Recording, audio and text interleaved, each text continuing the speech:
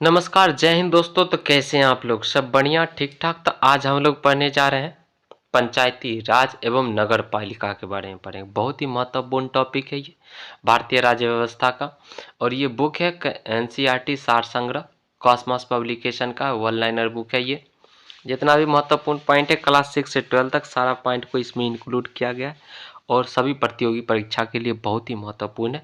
हम लोग साथ में पढ़ते भी चलेंगे और 2-3 बार 4 बार रिपीट कर करके हम लोग क्या करेंगे, साथ में याद भी करेंगे और एकदम पूरा एकदम छोड़ेंगे नहीं, एकदम पूरा याद करके छोड़ेंगे, ठीक है ना। 2 बार 3 बार रिपीट करेंगे, आराम से याद हो जाएगा। अगर एक बार वीडियो देखते हैं, एक बार 2 बार देखिए, आराम से सारा पॉइंट याद होगा, रिवीजन करते रहिएगा साथ में। तो ये बुक है, बुक का राइटर कौन है? महेश कुमार वर्णवाल और कुणाल वर्मा, ठीक है ना। और बहुत ही महत्वपूर्ण उपयोगी बुक है। इसमें जितना भी महत्वपूर्ण पॉइंट है सारे पॉइंट को वन लाइनर के फॉर्म में दिया गया है, ठीक है ना। तो चलिए स्टार्ट करते हैं हम लोग। पंचायती राज किस सूची का विषय है? पंचायती राज किस सूची का विषय है? तो राज्य सूची का विषय है। पंचायती राज किस सूची का विषय है? तो राज्य सूची का विषय है। पंचायती राज किस सूची का विषय है? राज्य सूची का विषय है। संविधान के 73वें संविधान संशोधन द्वारा पंचायतों को निर्दिष्ट किए जाने वाले कार्य किस अनुसूची में वर्णित है? तो 11वीं अनुसूची में वर्णित है। संविधान के 73वें संशोधन द्वारा पंचायतों को निर्दिष्ट किए जाने वाले कार्य किस अनुसूची में वर्णित है? 11वें अनुसूची में वर्णित है। पंचायत चुनाव कराने हेतु निर्णय किसके द्वारा लिया जाता है? पंचायत चुनाव कराने हेतु किसके द्वारा निर्णय लिया जाता है? राज्य सरकार द्वारा निर्णय लिया जाता है। पंचायत चुनाव कराने हेतु निर्णय किसके द्वारा लिया जाता है? तो राज्य सरकार द्वारा लिया जाता है। पंचायत चुनाव कराने हेतु निर्णय किसके द्वारा लिया जाता है? राज्य सरकार द्वारा लिया जाता है। भारतीय संविधान के 11वीं अनुसूची में पंचायतों के लिए कुल कितने विषय निर्धारित किए गए हैं? 29 विषय निर्धारित किए गए हैं। भारतीय संविधान की 11वीं अनुसूची में पंचायतों के लिए कुल कितने विषय निर्धारित किए गए हैं? 29 विषय निर्धारित किए गए हैं। भारतीय संविधान की 11वीं अनुसूची में पंचायतों के लिए कुल कितने विषय निर्धारित किए गए? तो 29 विषय निर्धारित किए गए। 73वां संविधान संशोधन के द्वारा पंचायती राज संस्थाओं को संवैधानिक स्तर प्राप्त हुआ। 73वें संविधान संशोधन के द्वारा पंचायती राज संस्थाओं को संवैधानिक स्तर प्राप्त हुआ। पंचायत चुनाव कितने अंतराल पर होता है? तो प्रत्येक 5 वर्ष पर होता है। पंचायत चुनाव कितने अंतराल पर होता है? कितने वर्ष के अंतराल पर होता है? तो प्रत्येक 5 वर्षों में पंचायत चुनाव होता है। किस अनुच्छेद के अंतर्गत पंचायतों को संवैधानिक दर्जा प्रदान किया गया है? अनुच्छेद 243 के अंतर्गत। किस अनुच्छेद के अंतर्गत पंचायतों को संवैधानिक दर्जा प्रदान किया गया है? अनुच्छेद 343 के अंतर्गत। किस अनुच्छेद के अंतर्गत पंचायतों को संवैधानिक दर्जा प्रदान किया गया है? अनुच्छेद 343 के अंतर्गत। राष्ट्रीय पंचायती राज दिवस कब मनाया जाता है? राष्ट्रीय पंचायती राज दिवस कब मनाया जाता है? 24 अप्रैल को मनाया जाता है। राष्ट्रीय पंचायती राज दिवस कब मनाया जाता है? तो 24 अप्रैल को मनाया जाता है। राष्ट्रीय पंचायती राज दिवस कब मनाया जाता है? 24 अप्रैल को मनाया जाता है। भारत में सर्वप्रथम पंचायती राज प्रणाली का शुभारंभ कब हुआ और कहाँ हुआ? तो 2 अक्टूबर 1959। 2 अक्टूबर 1959 को हुआ था। नागौर राजस्थान में हुआ था। भारत में बहुत महत्वपूर्ण पॉइंट है ये। भारत में सर्वप्रथम पंचायती राज प्रणाली का शुभारंभ पंचायती राज प्रणाली का शुभारंभ कब और कहाँ हुआ था? 2 अक्टूबर 1959 में। 2 अक्टूबर 1959 को नागौर राजस्थान में हुआ था। त्रिस्तरीय पंचायती राज प्रणाली स्थापित करने की अनुशंसा सर्वप्रथम किस समिति द्वारा की गई थी? त्रिस्तरीय पंचायती राज प्रणाली स्थापित करने की अनुशंसा सर्वप्रथम किस समिति द्वारा की गई थी? बलवंत राय मेहता समिति द्वारा की गई थी। बलवंत राय मेहता समिति द्वारा की गई थी और बलवंत राय मेहता समिति द्वारा की गई थी। अशोक मेहता समिति ने पंचायती राज के लिए किस प्रतिमान की संस्तुति की थी? तो द्विस्तरीय। अशोक मेहता समिति की बात करते हैं तो ये 2 स्तरीय प्रतिमान की संस्तुति की थी, और उसके बाद त्रिस्तरीय की बात करते हैं तो बलवंत राय मेहता द्वारा किया गया था। पंचायती राज, पंचायतों एवं नगर पालिकाओं के संबंध में, पंचायतों एवं नगर पालिकाओं के संबंध में भारतीय संविधान में किस वर्ष प्रावधान किया गया? वर्ष 1993 में। पंचायतों एवं नगर पालिकाओं के संबंध में, पंचायतों एवं नगर पालिकाओं के संबंध में भारतीय संविधान में किस वर्ष प्रावधान किया गया? वर्ष 1993 में प्रावधान किया गया। पंचायती राज को किस संशोधन द्वारा स्वशासन की इकाई के रूप में गठित किया गया? पंचायती राज को किस संशोधन द्वारा, पंचायती राज को किस संशोधन द्वारा स्वशासन की इकाई को, स्वशासन की इकाई को, स्वशासन की इकाई के स्वरूप में गठित किया गया था? भारतीय संविधान के 73वां संविधान संशोधन द्वारा। भारतीय संविधान के 73वां संविधान संशोधन द्वारा, है ना, है कि नहीं जी? भारतीय राज, पंचायती राज व्यवस्था में, पंचायती राज व्यवस्था से संबंधित समितियां, पंचायती राज व्यवस्था से संबंधित समिति है, और कब कब ये गठित हुआ उसका टाइमिंग भी दिया गया। जो बलवंत राय समिति है ये किससे संबंधित है? 1957 से संबंधित है। बलवंत राय समिति किससे संबंधित है? 1957 से संबंधित है। बलवंत राय मेहता समिति किससे संबंधित है? 1957 से संबंधित है। अशोक मेहता समिति किससे संबंधित है? 1977 से संबंधित है।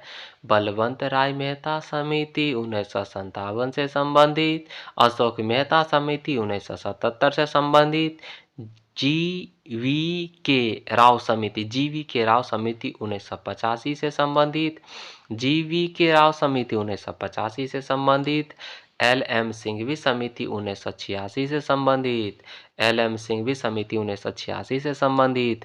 10-4 को तो याद तो एकदम रखना ही पड़ेगा। बलवंत राय मेहता समिति 1957 में, 1957 से संबंधित है। और अशोक मेहता समिति 1977, 57, 77, 85 याद रखिए। 57, 77, 57, 77, 85, 86, 57, 77, 85, 86, 57, 77, 85, 86, 57, 77, 85, 86, है ना। उसका 62, 64, तो अब देख लेते हैं हम लोग एक बार और। तो 57 अगर बात करते हैं तो 57 की बात करते हैं तो बलवंत राय मेहता समिति है 57 से। बलवंत राय मेहता समिति किसे है? 1957 से। तो बलवंत राय मेहता समिति 1957, अशोक मेहता समिति 1977, GV के राव समिति 1985, LM सिंघवी समिति 1986 और संथानम समिति 1962, LM सिंघवी याद रखें 1986, हाँ, GV के राव 1985, है ना। उसके बाद संथानम समिति 1962, उसका सादिक अली समिति 1964। सादिक अली समिति किससे संबंधित है? 1964 से समिति है। सादिक अली संबंधित है 1964 से। सादिक अली समिति संबंधित 1964 से। पंचायती राज को संवैधानिक स्थिति प्रदान करने की संस्तुति किस समिति द्वारा की गई थी? LM सिंघवी समिति द्वारा की गई थी। पंचायती राज को संवैधानिक स्थिति प्रदान करने की संस्तुति, पंचायती राज को संवैधानिक स्थिति प्रदान करने की संस्तुति किस समिति द्वारा की गई थी? LM सिंघवी समिति द्वारा की गई थी। किन राज्यों में पंचायत समितियों तथा जिला परिषदों को भी कारारोपण की शक्तियां दी गई है? गुजरात, महाराष्ट्र और राजस्थान में। किन राज्यों में पंचायत समितियों द्वारा जिला परिषदों को भी कारारोपण की शक्तियां दी गई है? तो गुजरात, महाराष्ट्र और राजस्थान में। ब्लॉक स्तर पर पंचायत समिति का क्या स्वरूप है? प्रशासनिक प्राधिकरण, एडमिनिस्ट्रेटिव अथॉरिटी, है ना। ब्लॉक स्तर पर पंचायत समिति का क्या स्वरूप है? प्रशासनिक प्राधिकरण। पंचायती राज का प्रधान अध्यक्ष ग्रामवासियों में शक्ति का विकेंद्रीकरण तथा लोगों को विकासमूलक प्रशासन में भागीदारी के योग्य बनाना है। यह लोकतांत्रिक विकेंद्रीकरण को प्रोत्साहित करता है। पंचायती राज का प्रधान लक्ष्य है, पंचायती राज का जो प्रधान लक्ष्य है, ग्रामवासियों में शक्ति का विकेंद्रीकरण। ग्रामवासी, इसका क्या लक्ष्य है? ग्रामवासियों में शक्ति का विकेंद्रीकरण तथा लोगों को विकासमूलक प्रशासन में भागीदारी के योग्य बनाना है। यह लोकतांत्रिक विकेंद्रीकरण को प्रोत्साहित करता है। यदि पंचायत भंग होती है तो कितने अवधि के भीतर निर्वाचन कराना अनिवार्य है? 6 माह के दौरान कराना क्या है? अनिवार्य है, यदि पंचायत भंग हो जाता है तो। पंचायतों में किन वर्गों के लिए आरक्षण का प्रावधान है? पंचायतों में किन वर्गों के लिए आरक्षण का प्रावधान है? महिलाओं, अनुसूचित जातियों एवं अनुसूचित जनजातियों के लिए। पंचायतों में किन वर्गों के लिए आरक्षण का प्रावधान है? तो महिलाओं के लिए प्रावधान है, अनुसूचित जातियों तथा अनुसूचित जनजातियों के लिए प्रावधान है। अन्य पिछड़ा वर्ग को आरक्षण देने का प्रावधान करने के लिए किसे शक्ति प्रदान की गई है? राज्य विधानमंडलों को। अन्य पिछड़ा वर्ग को आरक्षण देने का प्रावधान करने के लिए किसे शक्ति प्रदान की गई है? राज्य विधानमंडल को शक्ति प्रदान की गई है। 3 स्तरीय पंचायतों का गठन किन राज्यों में किया जाता है? 3 स्तरीय पंचायतों का गठन किन राज्यों में किया जाता है? 3 स्तरीय पंचायतों का गठन किन राज्यों में किया जाता है? 20 लाख से अधिक जनसंख्या वाले, ठीक है ना। 3 स्तरीय पंचायतों का गठन किन राज्यों में किया जाता है? 20 लाख से अधिक जनसंख्या वाले राज्यों में किया जाता है। चलिए हम लोग देखते हैं 11वीं अनुसूची में क्या कहा गया है और 12वीं अनुसूची में क्या कहा गया है। 11वीं अनुसूची की बात करते हैं। 11वीं अनुसूची, इसमें पंचायतों की शक्तियां व उत्तरदायित्व निर्धारित किया गया है और इस सूची में 29 विषय है और इस सूची को 73वें संविधान संशोधन अधिनियम 1992 द्वारा जोड़ा गया, ठीक है ना। तो अगर 11वीं अनुसूची की बात करते हैं तो 11वीं अनुसूची में क्या कहा गया? इसमें पंचायतों की शक्तियों व उत्तरदायित्व निर्धारित है। इसमें पंचायतों की शक्तियां व उत्तरदायित्व निर्धारित किया गया है। इस सूची में 29 विषय शामिल किया गया है। इस अनुसूची को 73वां संविधान संशोधन अधिनियम 1992 द्वारा क्या किया गया था? जोड़ा गया था। अनुच्छेद की बात करते हैं तो इसमें कौन सा अनुच्छेद आता है? अनुच्छेद 243 का 6, अनुच्छेद 243 का 6 और ऐसे आर्टिकल अगर बात करते हैं 243 का जी, 243 जी। अगर इंग्लिश में बात करते हैं तो जी और ऐसे हिंदी में बात करते हैं 243 6 और जी, याद रखिएगा 243 तो याद ही रहेगा। अगला है अनुसूची 12 का क्या विषय है? अनुसूची 12 12वीं अनुसूची के बताए। 12वीं अनुसूची का विषय क्या है? इसमें नगर पालिकाओं की शक्तियां व उत्तरदायित्व बताई गई है। नगर पालिका अनुसूची 12 की बात करते हैं। 12वीं अनुसूची की बात करते हैं तो इसमें नगर पालिकाओं की शक्ति व उत्तरदायित्व बताई गई है और इस सूची में 18 विषय शामिल किया गया है।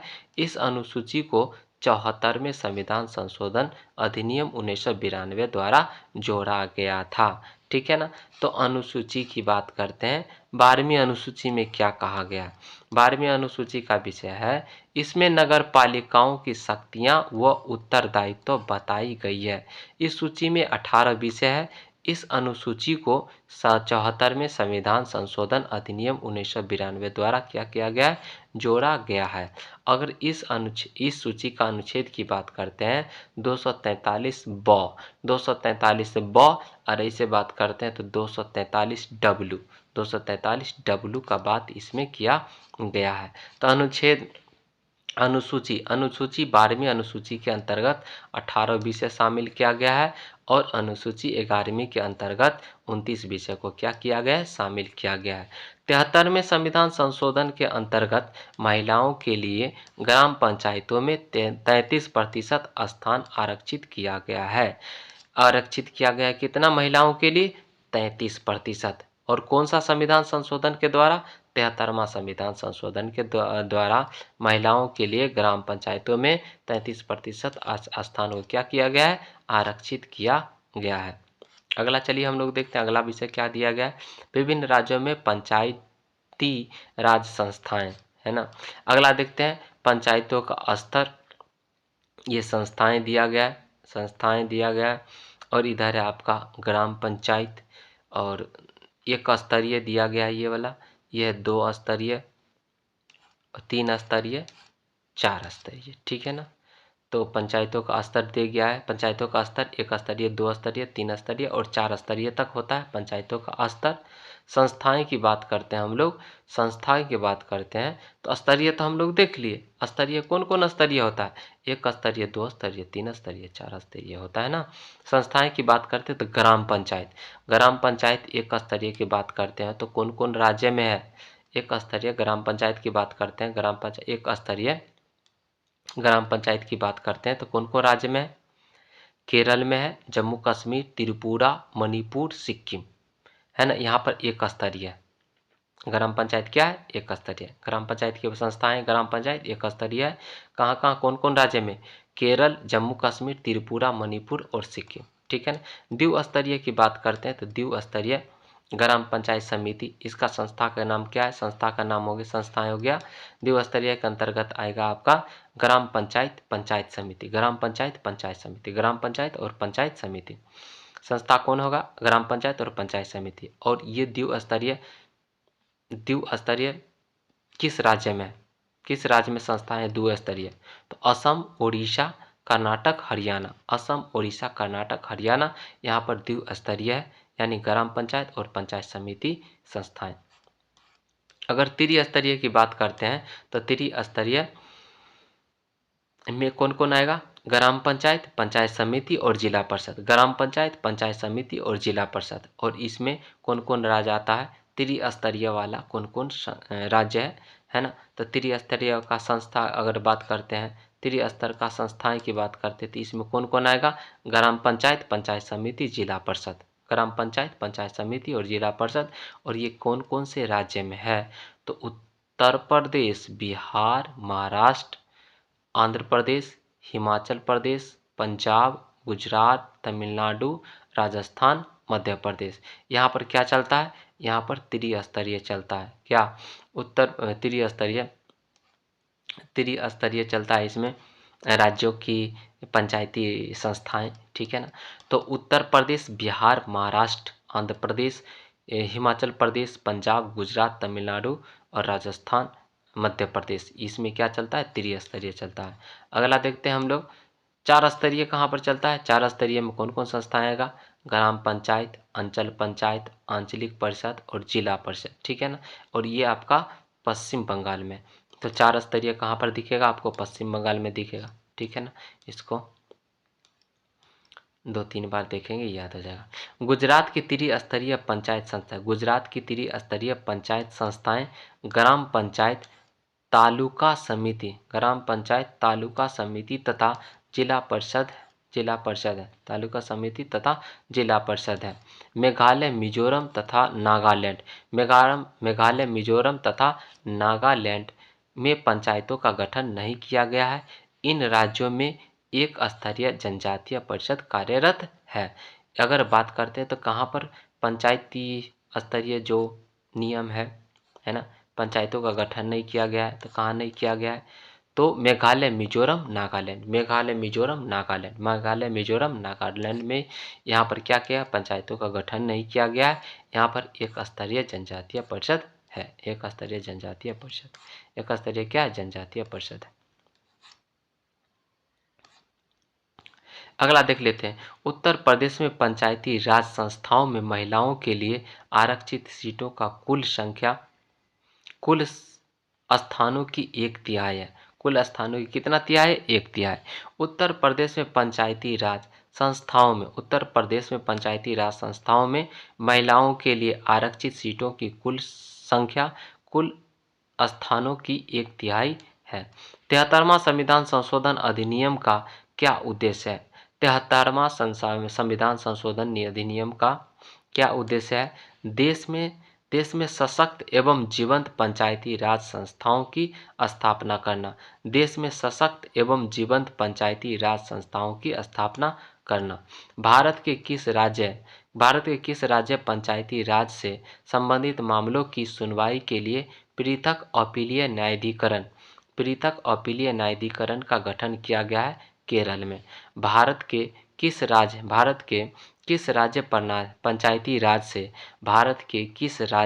पंचायती राज से संबंधित मामलों की सुनवाई के लिए पृथक अपीलीय न्यायाधिकरण का गठन किया गया है? केरल। अनुसूचित जनजाति एसटी से परिपूर्ण किस राज्य में अनुसूचित जातियां एससी हेतु आरक्षण का कोई प्रावधान नहीं है? अरुणाचल प्रदेश। अनुसूचित जनजातियों एसटी से परिपूर्ण किस राज्य में अनुसूचित जातियों एससी हेतु आरक्षण का कोई प्रावधान नहीं है? अरुणाचल प्रदेश। किसी राज्य के राज्यपाल को उस विशेष राज्य की पंचायतों द्वारा विनियोजित हो सकने वाले करों एवं शुल्कों के निर्धारण के सिद्धांत के विषय में संस्तुति राज्य वित्त आयोग करता है। किसी राज्य के राज्यपाल को उस विशेष राज्य की पंचायतों द्वारा विनियोजित हो सकने वाले करों और शुल्कों के निर्धारण के सिद्धांतों के विषय में संस्तुति राज्य वित्त आयोग करता है। नगर पालिका किस संविधान संशोधन से संबंधित है? 74वां संविधान संशोधन से संबंधित है। नगर पालिका किस संविधान संशोधन से संबंधित है? 74वां संविधान संशोधन से संबंधित है। 74वां संविधान संशोधन अधिनियम से संबंधित है। नगर पालिका किस संविधान संशोधन से संबंधित है? 74वां संविधान संशोधन अधिनियम से संबंधित है। 73वां संविधान संशोधन किस व्यवस्था को प्रोत्साहित करता है? 73वां संविधान संशोधन किस व्यवस्था को प्रोत्साहित करता है? स्वशासन की व्यवस्था को। किस व्यवस्था को प्रोत्साहित करता है? मेरे प्यारे देशवासियों, स्वशासन की व्यवस्था को क्या करता है? प्रोत्साहित करता है।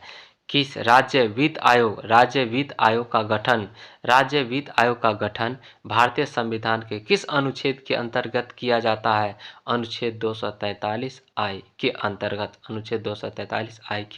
किया जाता है। राज्य वित्त आयोग का गठन संविधान के किस अनुच्छेद के अंतर्गत किया जाता है? अनुच्छेद 243 के आई के अंतर्गत किया जाता है। राज्य वित्त आयोग का गठन भारतीय संविधान के किस अनुच्छेद के अंतर्गत किया जाता है? तो अनुच्छेद 243 आई के अंतर्गत किया जाता है।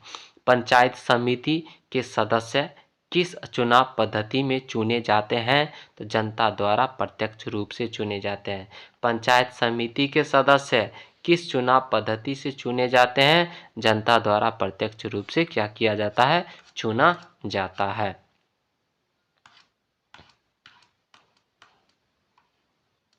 अगला है, किसी भी बीपीएल परिवार का वयस्क सदस्य महात्मा गांधी राष्ट्रीय ग्रामीण योजना गारंटी अधिनियम के अंतर्गत लाभ प्राप्त करने का पात्र होता है ना? किसी भी बीपीएल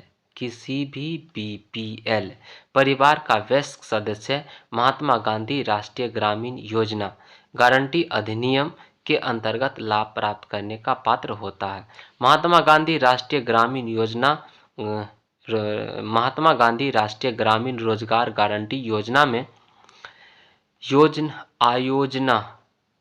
में आयोजना बनाने, संपादन करने व क्रियान्वयन का उत्तरदायित्व किसका है? ग्राम पंचायतों का है। महात्मा गांधी राष्ट्रीय ग्रामीण रोजगार गारंटी योजना में आयोजना बनाने, संपादन करने व क्रियान्वयन का उत्तरदायित्व किसका है?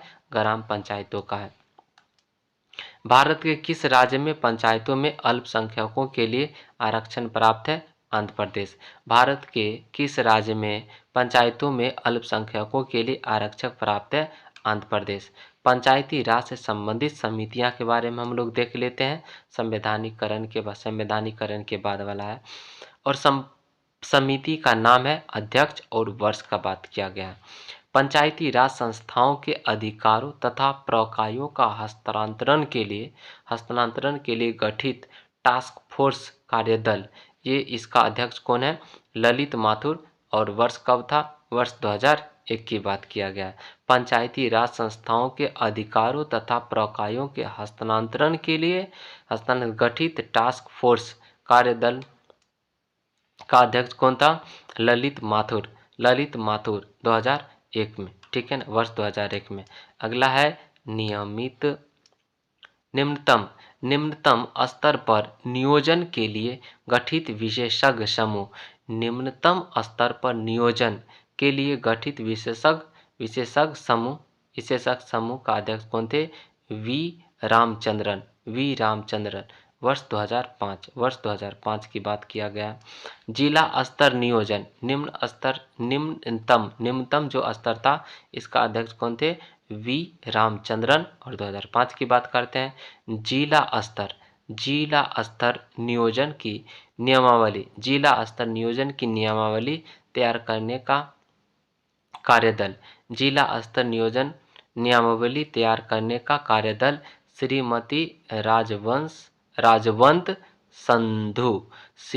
राजवंत संधू इसका क्या है? अध्यक्ष है। जिला स्तर नियोजन की नियमावली तैयार करने के कार्यदल का अध्यक्ष श्रीमती राजवंत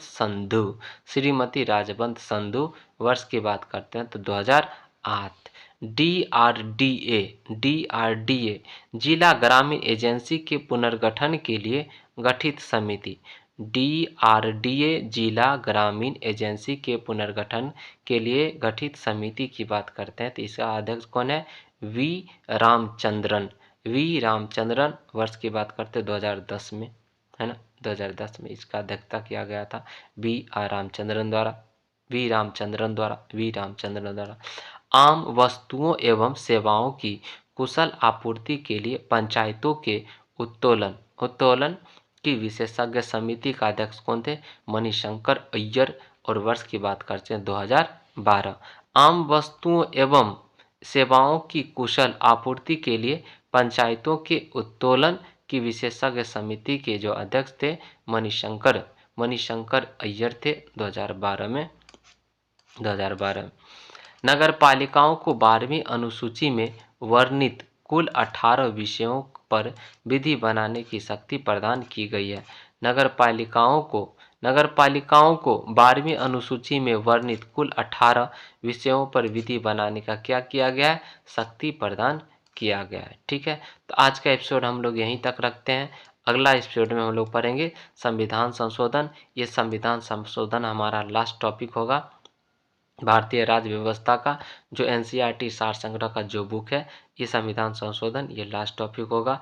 इससे पहले की सारे जो भी टॉपिक है, सारा टॉपिक आपको चैनल पर डाल दिया गया है और एक एक करके आप देखिए और अपना तैयारी को उच्च लेवल तक पहुंचाइए। ठीक है ना, तो आज का एपिसोड यहीं तक, फिर मिलते हैं नेक्स्ट एपिसोड में। तब तक के लिए bye, take care, love you all, नमस्कार, जय हिंद दोस्तों।